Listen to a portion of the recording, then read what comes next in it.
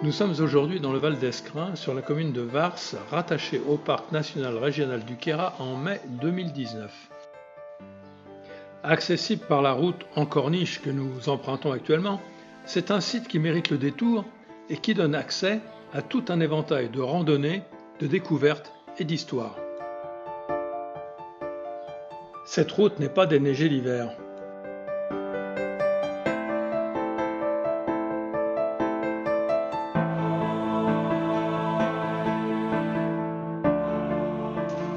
À partir du pont de Vars à 1626 mètres d'altitude, on entre dans une zone de nature qui s'élève jusqu'au pic de Font-de-Sancte à 3385 mètres avec une vallée assez large mêlant nature et un sentiment de haute montagne. Bref, un sentiment d'immensité, de dépaysement qui explique son surnom de Petit Canada.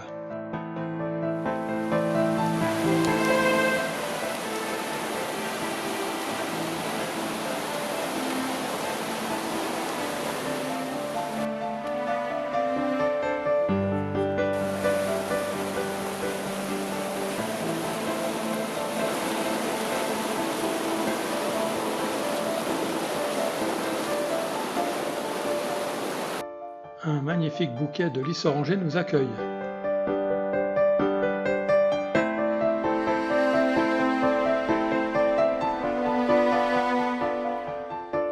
Les hélianthèmes.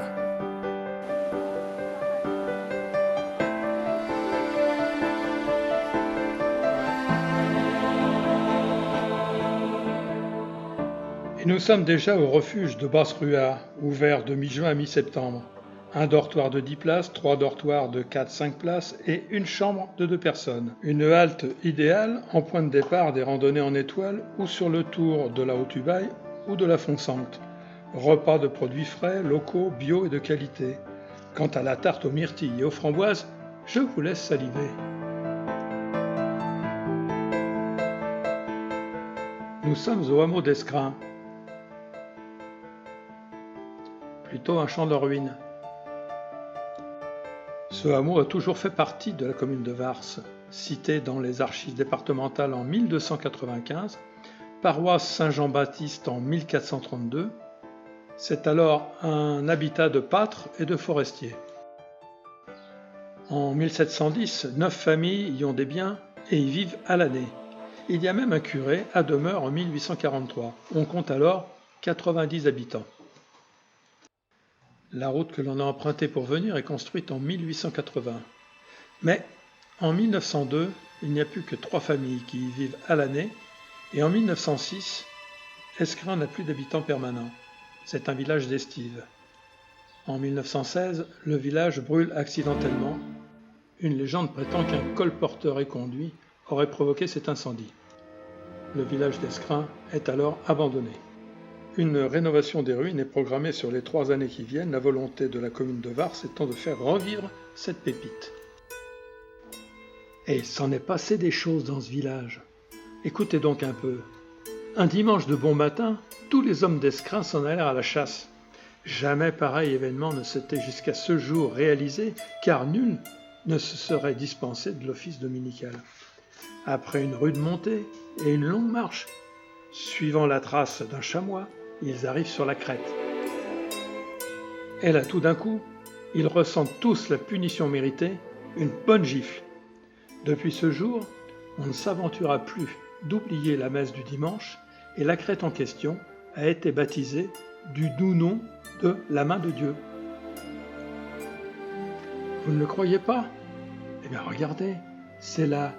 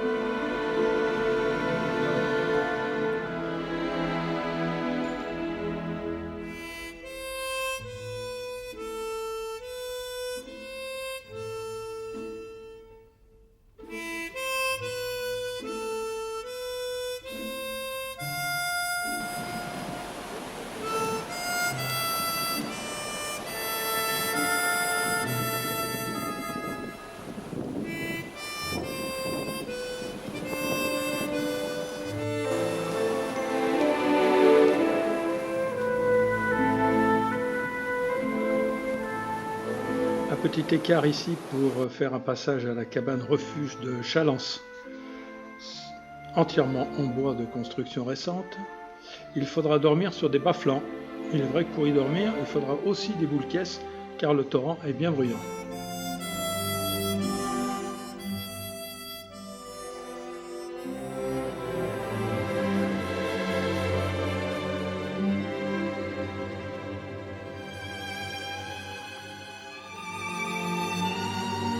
Nous poursuivons notre montée vers l'oratoire de la Font-de-Sancte avec un changement d'équipage.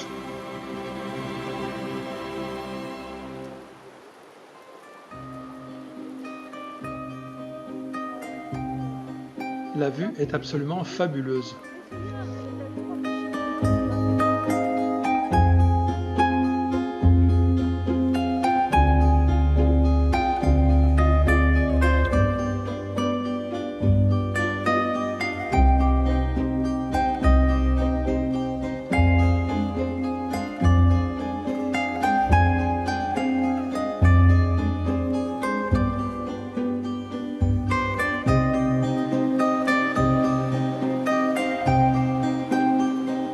Mieux pas passer là par fond d'orage.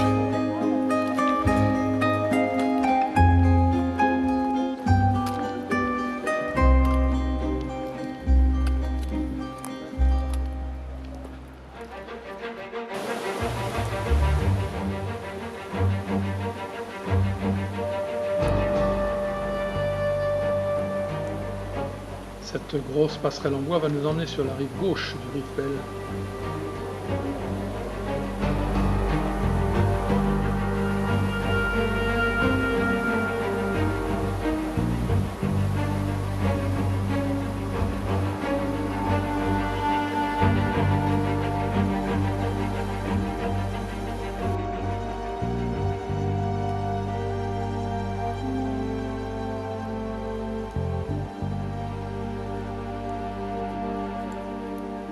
Les premiers rhododendrons de l'année.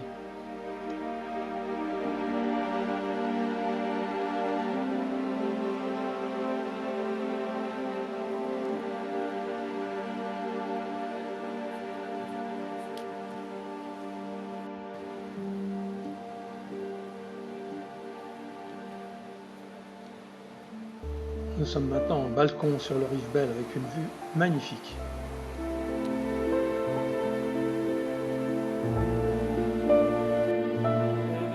Quelques pins sambraux sont bien torturés par le temps.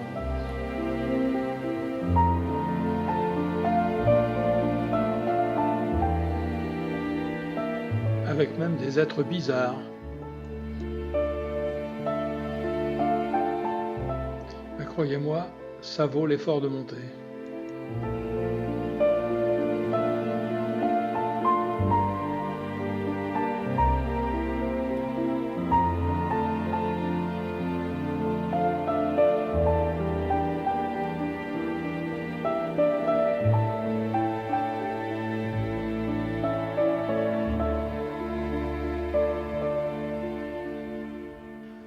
En quittant le Mélezin, on arrive sur un plateau où se situe l'oratoire et sa croix. Et dès lors, nous sommes sous le regard bienveillant du pic de Panestrel, la pointe d'Escrin et bien sûr de la Font-de-Sancte et ses 3385 mètres, le plus haut sommet du parc du Queyras.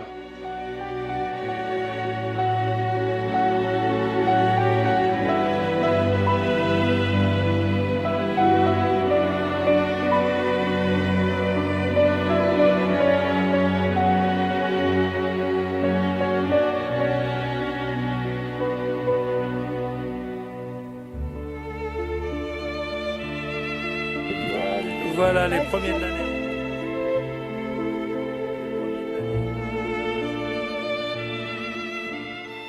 Voilà donc la source de la Font-de-Sancte, la Fontaine Sainte. Et cette source a une histoire. Une petite bergère de la région menait paître ses moutons dans ce secteur du Val d'Escrin. Les plus hauts pâturages avaient les herbages les plus fins, mais aucun ruisseau pour abreuver les bêtes et la bergère. Elle se désolait de l'absence de ruisseau ou de source pour désaltérer ses bêtes, ce qui l'obligeait à parcourir un trajet pénible. La bergère avait remarqué qu'une chèvre blanche s'échappait tous les jours et partait dans la montagne en direction d'un rocher calcaire, puis se faufilait dans le creux d'un rocher et en ressortait en bêlant. Elle n'était jamais pressée de regagner la vallée le soir, et elle en revenait toute guillerette. Intriguée, la jeune bergère un jour suivit l'animal et découvrit dans la roche un mince filet d'eau qui s'en échappait. Elle voulut boire, fit un pas de plus, et le miracle s'accomplit. Dans un souffle puissant, la paroi fut transpercée comme par un boulet de canon, et la source jaillit dans le vallon, rejetant une énorme quantité d'eau. On parla alors de miracle. Depuis, il n'y a plus jamais manqué d'eau dans le secteur. La source s'est appelée la Fontaine Sacrée, d'où le nom de Font-Sancte, ce qui donna son nom au sommet qui la dominait, dans les pics de la Font-Sancte. Elle demanda à être enterrée à proximité. Depuis, la source jaillit au-dessus du calvaire oratoire, lieu de pèlerinage, et suite à cet épisode, les années de sécheresse, les Varcinques avaient l'habitude de partir à minuit en pèlerinage à la fontaine pour invoquer les pluies.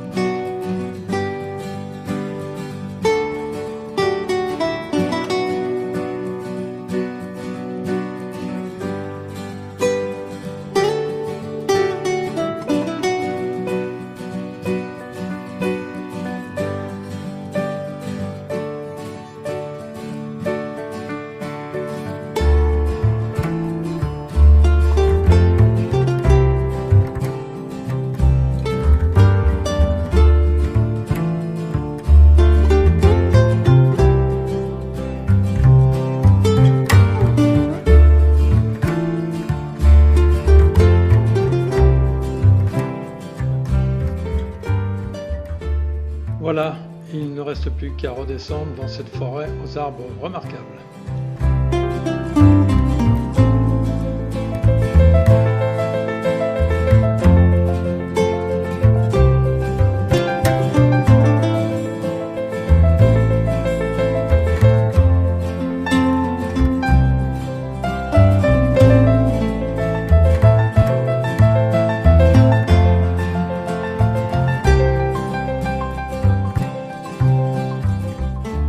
Allez, on s'en remet un coup plein les yeux.